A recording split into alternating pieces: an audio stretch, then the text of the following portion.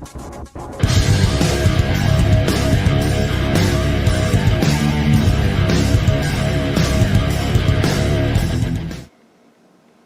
and welcome back to my kitchen. Today I'm going to be making a cowboy meatloaf and mashed potato casserole, starting off with 1.5 pounds of ground beef.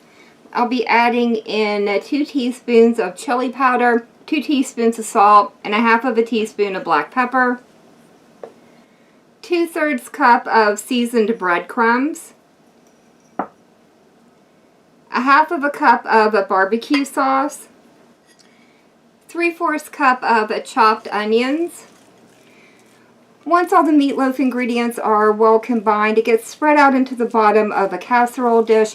I believe this one is 7.5 by 10 inches.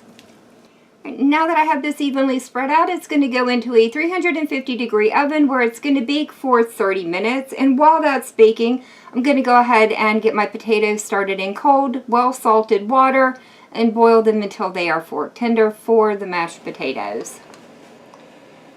Once the potatoes were fork tender, I went ahead and removed them from the water.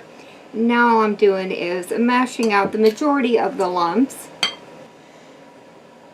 I'll be seasoning the potatoes with 1 teaspoon of garlic powder and 1/2 teaspoon of black pepper.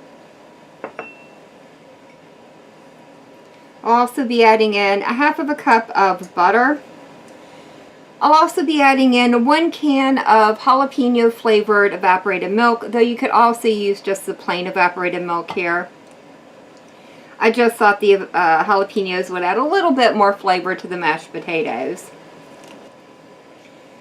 Alright, once that is all stirred together, I do want to go ahead and check it and make sure it has enough salt in it.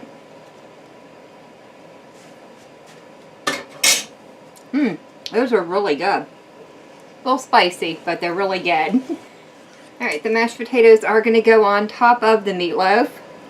For the topping, I'll be adding on 1/2 cup of French fried onions, 1 cup of Mexican blend cheese, and then it finally gets topped off with 6 slices of cooked bacon. This is now going to go back into the 350-degree oven where it's going to bake for an additional 10 minutes or until the cheese is melted on top. The casserole is out of the oven and I did let it set up for about 10 minutes on the counter before I sliced into it. I'm serving it along some roasted sweet potatoes as well as some Tennessee onions. Now all I have left to do is dive in and try it out. This is an excellent little recipe. I really do like the meatloaf layer. That tangy barbecue sauce really comes through.